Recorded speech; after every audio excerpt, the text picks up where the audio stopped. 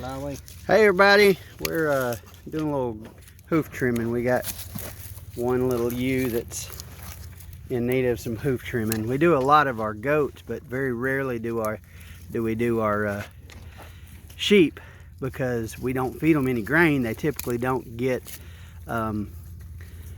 enough protein that it causes a major hoof growth. But this one is exceptional. She has amazing fur and she's very healthy, and she is actually in need of a little trimmage. So the old pro Josh here is knocking it out, giving her a little pedicure.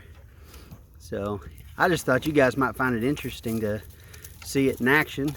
She's okay. She's like, I thought there was some food involved in this, and of course we got the other ones back here. They're actually getting some food involved in it with milking. Oh, little red. She's getting big. She's kind of become a little black red. Let's see if we can get a good shot here. Oh yeah, look at that. Yeah. Yeah. Ah, she's so sweet. Anyway, they all got excited. We broke out a little alfalfa, and they all got excited wanting to come over and try out, see what they could get. So anyway, but back to what we're doing here. And Millie, I guess Millie thinks maybe she can help. So anyway, back to what we're doing here. Josh is getting her all dressed up and cleaned up, looking good there, son. She's about good. Nathan, he's playing the helper back there, keeping her from kicking the fool out of him. So Hey, she's good. all right, I like it. Check that other hoof, and then the back hoof looks like it could use a little bit of dressing. You have to rotate her. That's not too bad, is it? No. For whatever reason, her left-hand side is a little more grown and overgrown, I guess, than the right-hand side.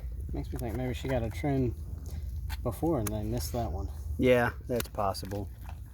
That's very possible. That makes sense.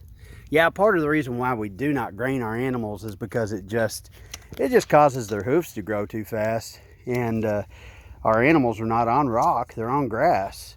So it's not gonna trim itself, and there's no need for you to trim sheep hooves if you're not feeding them grain, because they're plenty healthy. I mean, look at her. She's beautiful.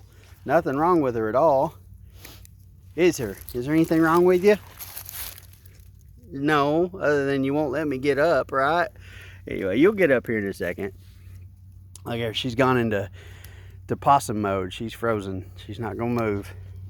I promise you, the second we get done, she will be up and running, just as happy and bouncy as can be, ready for whatever food we might want to give her. So we've got a couple of them separated out here.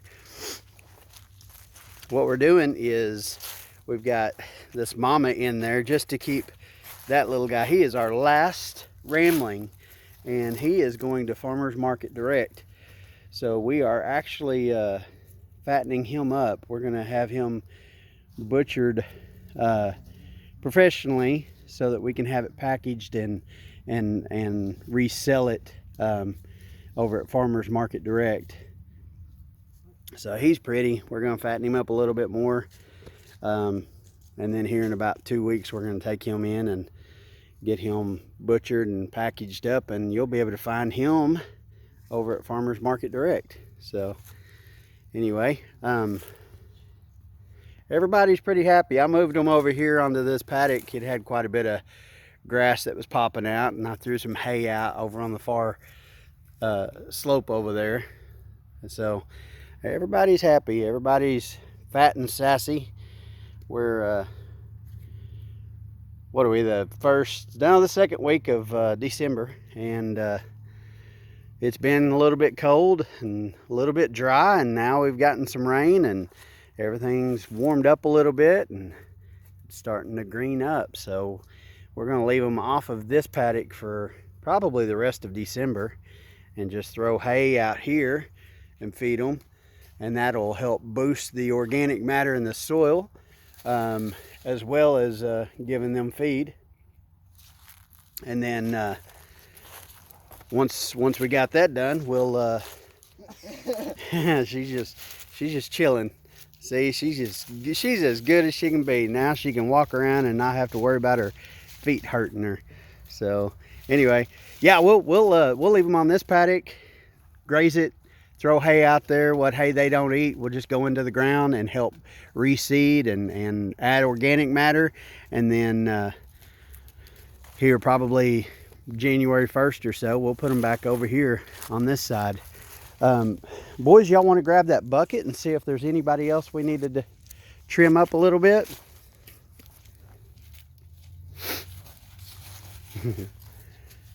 By the way, if you're interested, little Millie here, this little black Dexter Jersey mix, and her baby and Big Millie are all going to be on the website here pretty soon. We're going to be selling them. My wife is going to be adding to the goat herd, and so we're not going to be needing dairy cows anymore. So if you're interested, reach out to me. We'd be thrilled to work something out with you. Little Millie, you can see this calf is just as healthy as it can be. She's an awesome milk producer, but you can also see how little she is. She's just a little sweetheart. She's just as kind and gentle as she can be. Here, Josh, I'll help you with the bucket.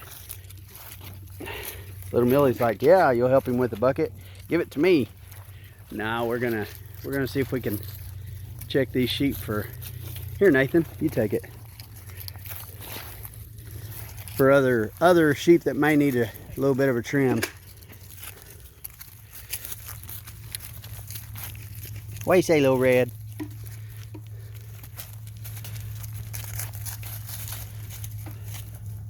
Do you see anybody else that needs anything? I believe that one looking at us about the tag. Got one in here right. Okay. Front right is a little All right. Let's see if we can gather her up. Tell you what, Nate, if you want, take just a little bit. I have a handful of that and put it on the ground here, and little Millie will stay here. I'll do it. You got it. Okay, cool. Yeah, get her attention. Get her attention. There you go. You didn't do it. There you go. There you go. Now you can take the bucket over.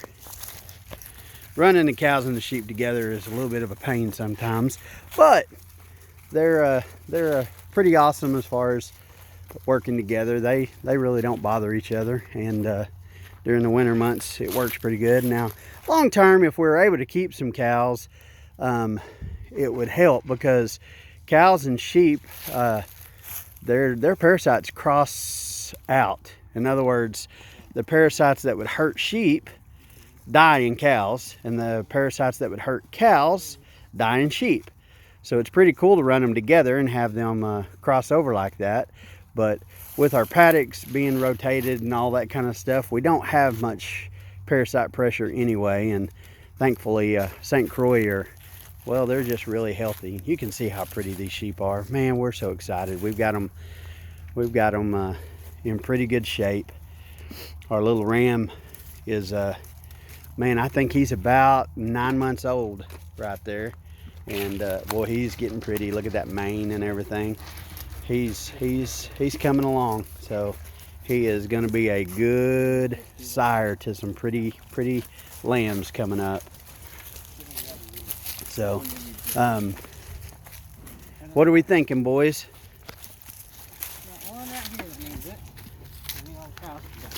Well, you'll probably have to just put some more food on the ground. Give them a little.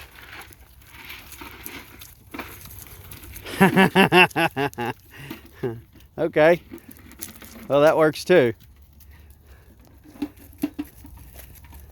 Nathan, go down there and help him catch the sheep, please. Show us how it's done, son. Show everybody out in YouTube land how it's done.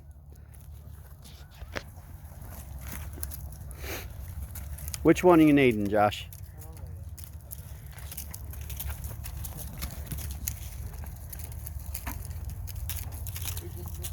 Yeah, she's the one you just trimmed. No? She's got muddy. Yeah, for sure she's the one you just trimmed. For certain. So I think she's the only one that needed it. Yay. She's a little bit long on the front here, but I think she's okay. Yeah.